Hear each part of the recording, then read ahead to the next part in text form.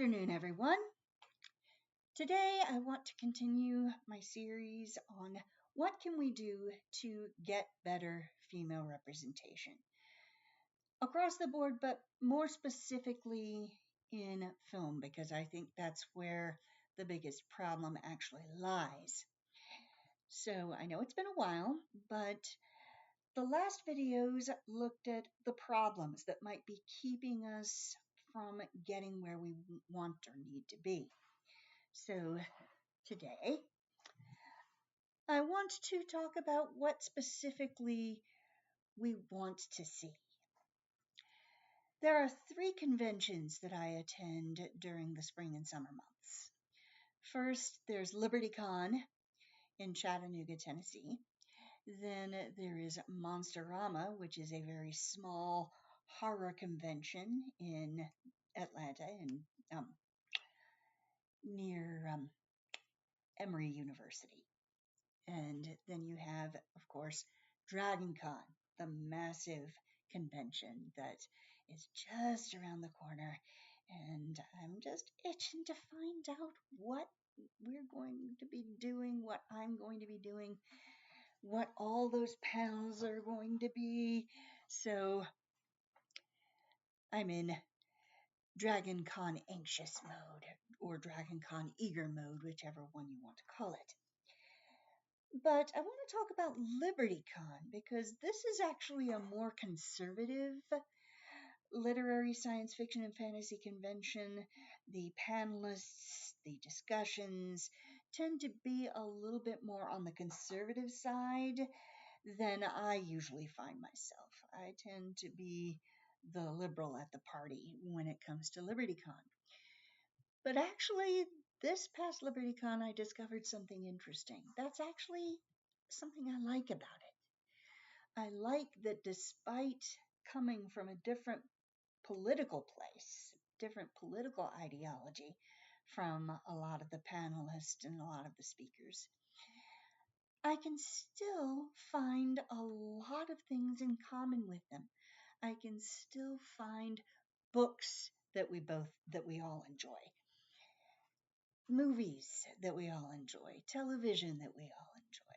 Despite having our differences, the love of sci-fi and fantasy brings us together.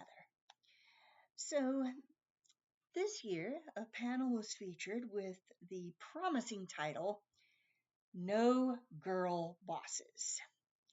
Now, when I saw that, I had an idea of what that panel might be like. I expected it might be a lot of fans of YouTube's Critical Drinker coming to BI about their least favorite female characters and how female characters were ruining Star Wars, superhero movies, etc. You know, the usual talking points for people who throw the term girl boss around indiscriminately. So I wanted to go and I wanted to see what good points I could make to counter all of that. But imagine my surprise when this panel turned out not to be that at all. I think Rey from the Star Wars sequel trilogy only came up once. Most of the panel was not complaining about the strong female characters they didn't like. Instead, there were two questions that were really the center of the discussion. First, what female characters inspire you? And second, what do you most want to see in female characters? So instead of kicking things off the No Girl Bosses panel with rants about the characters they hate to see and the characters they don't like, blah, blah, blah, blah, blah, instead the panelists talked about female characters that stood out to them as particularly inspirational. And it wasn't all Ripley and Sarah Connor either. So that gave me a really good vibe. And okay, I can learn something from this panel, despite its rather inauspicious title. Then the next question came. What do you want to see more of? And I got a lot of the answers that I expected. a lot of them talked about how the idea of equating strength with masculinity or with traits that are associated with masculinity, sorry, were that's actually anti-feminist. That they would like to see more of the softer virtues in some of the female characters in movies. No, I've heard that before. But I wanted to answer this question, and I came up with the one thing that I think I want to see more than anything else when it comes to female representation.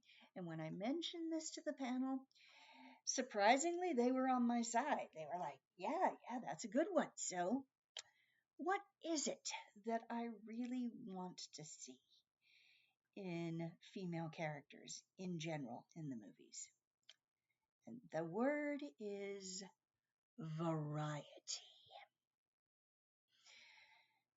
When it comes to a lot of these strong female characters we see in the tentpole movies these days, the big blockbuster movies, and this is where I can find a little trace of common ground with the critical drinker crowd, and that is they seem awfully similar to one another. There's a lot of sameness in terms of the vibe, the appearance they project, the attitude they project, and the roles they play within those tentpole films. Very similar, and that's something I wish we could break up a little bit.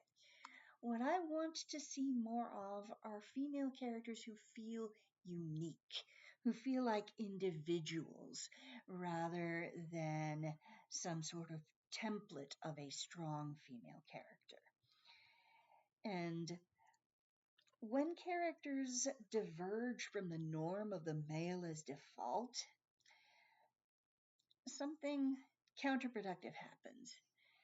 Their personality, their actions, their choices tend to revolve around whatever factor separates them from that default, from that entity that is presented as the norm, in this case, the straight white man. So, any trait that sets you apart from what is considered the norm suddenly becomes your reason for being. And a book I read that I've been looking for, because I want to quote this directly, but I seem to have lost it, but I remember the title, and it was written back in the 90s by Susan Isaacs. The title was Brave Dames and Wimpettes, What Women Are Really Doing, or How Women Are Really Doing on Page and Screen.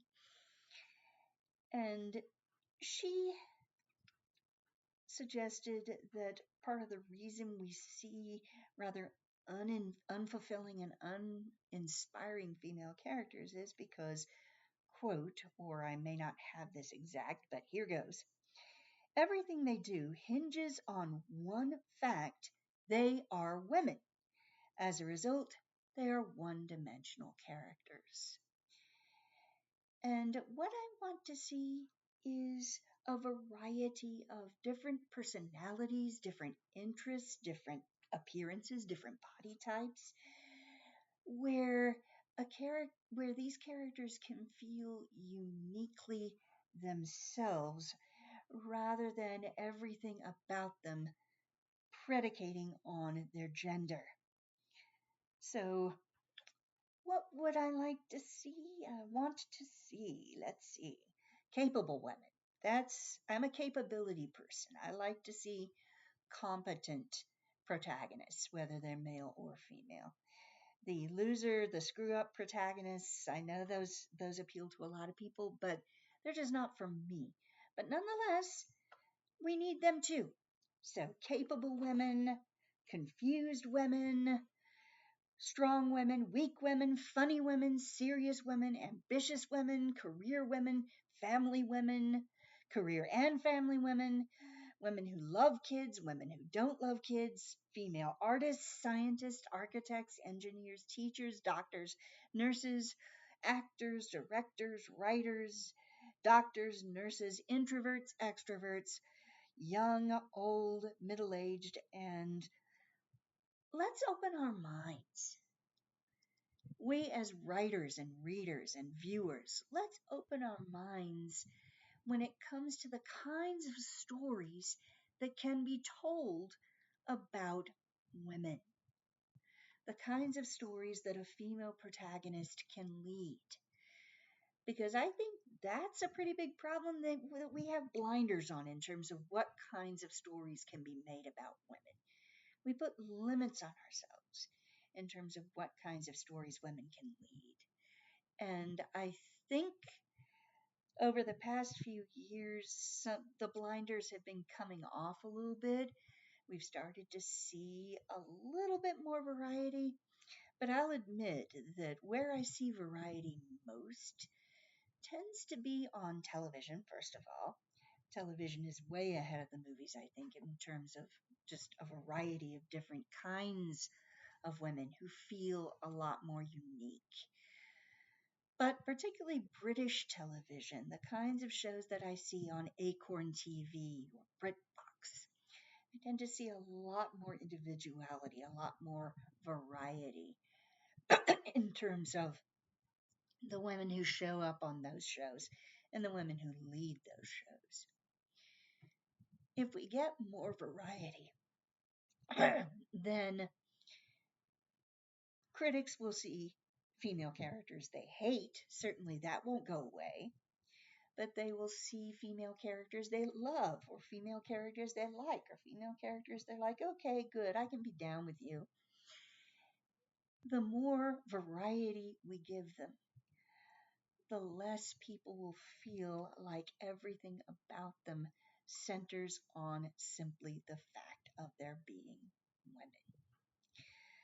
So that's me answering the first part of the question. What would I like to see? And I do have more that I can say about that.